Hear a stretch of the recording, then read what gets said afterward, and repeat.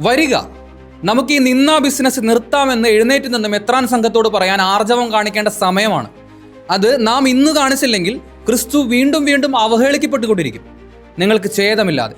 ജോസ് വള്ളിക്കാട്ട് എഴുതുന്നു, ഏറ്റവും ഹീനമായത് സംഭവിച്ചു കഴിഞ്ഞു. എന്നാൽ മെത്രാൻ സംഘത്തിന്റെ നിഷ്ക്രിയവും നിസ്സംഗവുമായ ഇരുപ്പ് കണ്ടാൽ ഇതിലും വലിയ ഹീനത നടക്കാനിരിക്കുന്നു എന്ന മട്ടാണ്. ക്രിസ്മസ് രാത്രിയിലെ സംഭവ വികാസങ്ങളെക്കുറിച്ചും അതിനുശേഷമുണ്ടായ പ്രതികരണങ്ങളെക്കുറിച്ചുമാണ് പറയുന്നത്.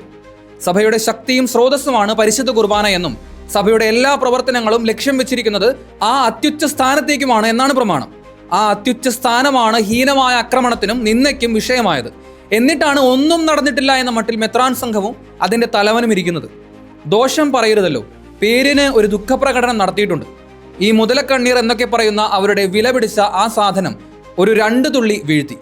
എന്നാൽ മെത്രാൻ സംഘത്തിന്റെ പരിചയമായി പ്രവർത്തിക്കുന്ന കുറേയേറെ സോഷ്യൽ മീഡിയ പേജുകളും കൂലിപ്പടയാളികളുമായി പ്രവർത്തിക്കുന്ന കുറെ വൈദികരും അൽമായരും പതിവ് തെറ്റിക്കാതെ ബ്ലെയിം ഗെയിം നടത്തി. താഴെ വീണ പരിശുദ്ധ കുർബാനയെക്കുറിച്ചോ ചവിട്ടിമാറ്റപ്പെട്ട അൾത്താരയെക്കുറിച്ചോ ഒരു നിമിഷം വേവലാതിയില്ലാതെ പരാതിയില്ലാതെ ആക്രമിച്ചവരെക്കാൾ ഉപരിയായി ആക്രമണത്തിന് കാരണക്കാരാണ് എന്ന് ആരോപിക്കപ്പെട്ടവരുടെ പുറകെ പോയി ആരോപണങ്ങൾ നടത്തുന്ന തന്ത്രം. ബസിലിക്ക പള്ളിയിൽ ചില വൈദികർ അനധികൃതമായി പ്രവേശിക്കുകയും അനുവദനീയമല്ലാത്ത ജനാഭിമുഖ കുർബാന ചൊല്ലുകയും ചെയ്തു എന്ന് തന്നെ വെക്കുക. അത് വലിയ പാതകം തന്നെ. അങ്ങനെയുള്ള ഒരു സാഹചര്യത്തിൽ എന്താണ് സഭയുടെ അച്ചടക്കം നമ്മോട് നിഷ്കർഷിക്കുന്നത്? അത്തരം കൃത്യം ചെയ്യുന്നവർക്ക് നിയമപരമായ നോട്ടീസ് കൊടുത്ത് കാനനിക്കൽ അന്വേഷണം നടത്തി വിചാരണ ചെയ്ത് തക്കതായ ശിക്ഷ നൽകാൻ നിങ്ങൾ നാഴികയ്ക്ക് 40 വട്ടം പൊക്കിപ്പിടിക്കുന്ന കാനൻ നിയമത്തിന് വ്യവസ്ഥകളില്ലേ? അതുണ്ടെങ്കിൽ എന്തുകൊണ്ടാണ് മെത്രാൻ സംഘമേ നിങ്ങളത് ചെയ്യാതിരുന്നത്? അത് നിങ്ങളുടെ ഒന്നാമത്തെ തെറ്റാണ്. അൾത്താര തട്ടിമറിച്ചിട്ടു പവിത്രമായ പരിശുദ്ധ കുർബാനയെ അവഹേളിക്കുവാൻ മുന്നിട്ടിറങ്ങിയ കത്തോലിക്ക ഗുണ്ടകളെക്കുറിച്ച് നിങ്ങൾ കമാന്നൊരക്ഷരം പറഞ്ഞിട്ടില്ല. ഒരു സിനിമയ്ക്ക് ഈശോ എന്ന് പേരിട്ടപ്പോൾ രോഷം അണപൊട്ടിയവരാണ് നിങ്ങൾ. ആ രോഷത്തെ ആളിക്കെത്തിക്കുവാൻ നിങ്ങൾ വളമിട്ട് വളർത്തിയ കത്തോലിക്ക മഞ്ഞപത്രങ്ങളും പരിശുദ്ധാത്മാവിന്റെ അഭിഷേകമുള്ള സമാധാന പത്രവും നന്മ ചാനലും കർത്താവിന്റെ മഹത്വം എന്ന പേര് അടിച്ചെടുത്ത വർഗീയ പെട്ടിയും കൂട്ടത്തോടെ ഉണ്ടായിരുന്നു. നിങ്ങൾ ഒരുക്കിയ മായയിൽ വീണുപോയ ആയിരക്കണക്കിന് വിശ്വാസികൾ നിങ്ങൾ പടച്ച ക്യാപ്സ്യൂളുകളെ ലോകമെങ്ങും പരത്തി. അവരുടെ വിശ്വാസം വ്രണപ്പെട്ടു എന്ന് നിങ്ങൾ അവരെ വിശ്വസിപ്പിച്ചു. എറണാകുളം സംഭവത്തിൽ അക്രമികളെ കണ്ടുപിടിക്കുവാനോ അവർക്കെതിരെ FIR ഇടാനോ കുറഞ്ഞപക്ഷം അവരെ പേരെടുത്ത് അപലപിക്കുവാനോ നിങ്ങൾ തുനിഞ്ഞില്ല. നിങ്ങൾ അയച്ച നിങ്ങളുടെ ആളുകളാണ് അവർ എന്നല്ലേ അതിൽ നിന്ന് മനസ്സിലാക്കേണ്ടത്? അക്രമമാർഗമാണ് പരിഹാരമെന്ന് ആരാണ് നിങ്ങളെ ധരിപ്പിച്ചത്? എന്തുകൊണ്ടാണ് നിങ്ങൾ നേരാവണ്ണമുള്ള ക്രൈസ്തവ പരിഹാര മാർഗങ്ങൾ തേടുന്നില്ല? നിങ്ങളുടെ രണ്ടാമത്തെ പാതകം അതാണ്. നിങ്ങളുടെ എതിരാളികളുടെ കുറ്റങ്ങൾ കണ്ടുപിടിക്കാനും നിങ്ങളെ സ്വയം ന്യായീകരിക്കുവാനും ഇതിനകം നിരവധി പ്രസ്താവനകളും ട്രോളുകളും ഒക്കെ നിങ്ങൾ എഴുതിയെങ്കിലും ഈ ഹീനകൃത്യം വീഡിയോയിലൂടെ കണ്ട ലോകമാസകലമുള്ള സീറോ മലബാർ സഭാംഗങ്ങളുടെയും ഇതര കത്തോലിക്ക വിശ്വാസികളുടെയും അകത്തോലിക്ക വിശ്വാസികളുടെയും ആത്മീയ വേദന നിങ്ങൾ ഇതുവരെ കണ്ടിട്ടില്ല. അവരെ ആശ്വസിപ്പിക്കുവാൻ നിങ്ങൾ ഒന്നും തന്നെ ചെയ്തിട്ടില്ല. അവർക്ക് വേദനിച്ചിട്ടില്ല എന്നാണോ നിങ്ങൾ കരുതുന്നത്? കാരണം നിങ്ങൾക്ക് യഥാർത്ഥത്തിൽ വേദനയില്ലല്ലോ. പരിശുദ്ധ കുർബാന നിങ്ങൾക്ക് തട്ടിക്കളിക്കുവാനുള്ള ഒരു സാധനമാണെന്നാണല്ലോ കഴിഞ്ഞ 35 വർഷമായി നിങ്ങൾ തെളിയിച്ചു കൊണ്ടിരിക്കുന്നത്. നിങ്ങൾ സ്വിച്ച് ഇടുമ്പോൾ ഓട്ടോമാറ്റിക്കായി വ്രണിതമാകുന്ന ആകണമെന്ന് നിങ്ങൾ ശഠിക്കുന്ന ഒരു മതമനസ്സ് വിശ്വാസിക്കുണ്ടാകണം എന്ന് നിങ്ങൾ ശഠിക്കുന്നില്ലേ? ഇന്ന് യഥാർത്ഥത്തിൽ നിങ്ങൾ പരിശുദ്ധ കുർബാനയെ അവഹേളിക്കാൻ വിട്ടുകൊടുത്തപ്പോൾ ലക്ഷക്കണക്കിന് വിശ്വാസികളുടെ കുട്ടികൾ, യുവാക്കൾ, വൃദ്ധർ ആത്മീയ വികാരം യഥാർത്ഥത്തിൽ വ്രണപ്പെട്ടപ്പോൾ നിങ്ങൾക്ക് ഒരു വിഷമവുമില്ല. റാലി വേണ്ട, സമരം വേണ്ട, മിസ്പ വേണ്ട, സമുദായ ബോധം വേണ്ട. മെത്രാന്മാർ വളരെ ലോലരാണടോ. ചില മെത്രാന്മാർക്ക് തേങ്ങാൻ വന്നത്രേ. അവരെ ആരും കയ്യേറ്റം ചെയ്യില്ല എന്നുറപ്പുള്ള അവർക്ക് സുരക്ഷ നൽകുന്ന പ്രസംഗപീഠത്തിന് പിന്നിൽ നിന്നുകൊണ്ട് എറണാകുളം ബസിലിക്കയിലെ അനിഷ്ട സംഭവങ്ങൾ ഓർത്ത് അവർക്ക് ദുഃഖം അടക്കാനായില്ല. കാപട്യമേ, ആരോടാണ് നിങ്ങൾ നിങ്ങളുടെ വ്യാജ ദുഃഖം വിളമ്പുന്നത്?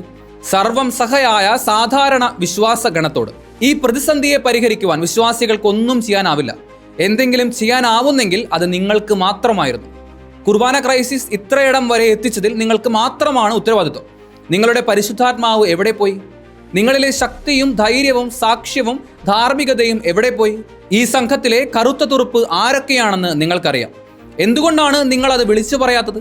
ക്രിസ്തുവിന്റെ സഭയെ പീഡിപ്പിക്കുന്ന അവരെ വെളിച്ചത്ത് കൊണ്ടുവരാത്തത് എന്തുകൊണ്ടാണ്? നിങ്ങൾക്ക് ആകെ പ്രതിബദ്ധത ഉള്ളത് നിങ്ങളുടെ പദവിയോടും നിങ്ങളിരിക്കുന്ന കസേരയോടും അതിന്റെ സുഖങ്ങളോടും മാത്രമാണ്. നിങ്ങളുടെ നാലാമത്തെ പാതകം അതാണ്. പാലായിലെ ഒരു കൊച്ചുമെത്രാൻ ഈ ബന്ധനങ്ങളൊക്കെ വലിച്ചെറിഞ്ഞ് സന്യാസത്തിന് പോയത് ഓർക്കുന്നുണ്ടോ? നിങ്ങളൊക്കെ സർവ്വവിശ്വാസികളാകെ വാഴ്ത്തിയ ഇട്ടെറിഞ്ഞു പോക്ക്. അദ്ദേഹത്തിന്റെ ഒളിച്ചോട്ടത്തെ എനിക്ക് അന്ന് ബഹുമാനമില്ലാതിരുന്നെങ്കിലും ഇന്ന് എനിക്ക് അദ്ദേഹത്തോട് ആദരവ് തോന്നുന്നു. ഈ അധർമ്മത്തിന്റെ ഭാഗമാകാൻ താനില്ല എന്ന് തന്നെയാണ് അദ്ദേഹം ലോകത്തോട് വിളിച്ചു പറയുന്നത്. ഇപ്പോഴും എന്നെ കളിയാക്കിക്കൊണ്ടിരിക്കുന്ന ഏതാനും വർഗീയവാദി വായനക്കാരോട്, പിന്നെ സകലമാന വായനക്കാരോട് കൂടിയാണ്. ബോംബ് വെച്ച് പൊട്ടിത്തെറിക്കുവാൻ വരുന്നതാണ് തീവ്രവാദം എന്ന നിങ്ങളുടെ ധാരണ ഉണ്ടല്ലോ, അതിനോട് എനിക്ക് പുച്ഛം തോന്നുന്നു. കഴിഞ്ഞ 3 വർഷമായി ഞാൻ ആവർത്തിച്ച് എഴുതിയിട്ടുള്ളതാണ്, കേരളത്തിലെ ക്രൈസ്തവരുടെ ഇടയിൽ തീവ്രവാദം വർദ്ധിക്കുന്നുവെന്ന്.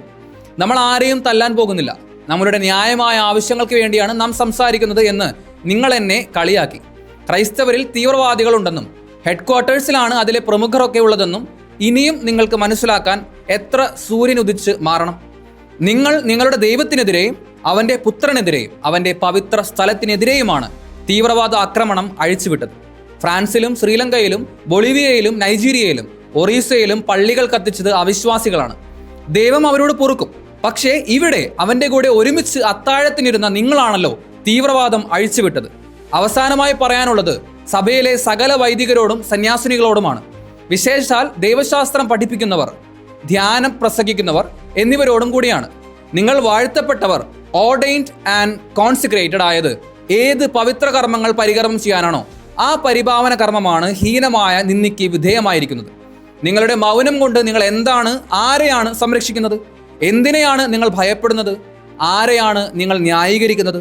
യേശു യോർദാനിൽ മാമോദിസ മുങ്ങിയപ്പോൾ ലോകത്തിലെ സർവ്വ ജലസ്രോതസ്സുകളും വിശുദ്ധമായി എന്ന് മാർ അപ്രേമിന്റെ ഒരു രൂപകമുണ്ട്. ലോകത്തിൽ ഒരു സ്ഥലത്ത് വിശുദ്ധ കുർബാന മലിനപ്പെട്ടെങ്കിൽ ലോകത്തെല്ലായിടത്തെയും കുർബാന മലിനമായിരിക്കുന്നു. നിങ്ങൾ ഇപ്പോൾ അർപ്പിക്കുന്നത് നിന്ദിക്കപ്പെട്ട ഈശോയെയാണ്. അപ്പം ഒന്നേയുള്ളൂ എന്ന വിശുദ്ധ പൗലോസിന്റെ പഠനം ഓർക്കുക. ക്രിസ്തുവിന് ഒരു ശരീരമേ ഉള്ളൂ എന്നും ഓർക്കുക.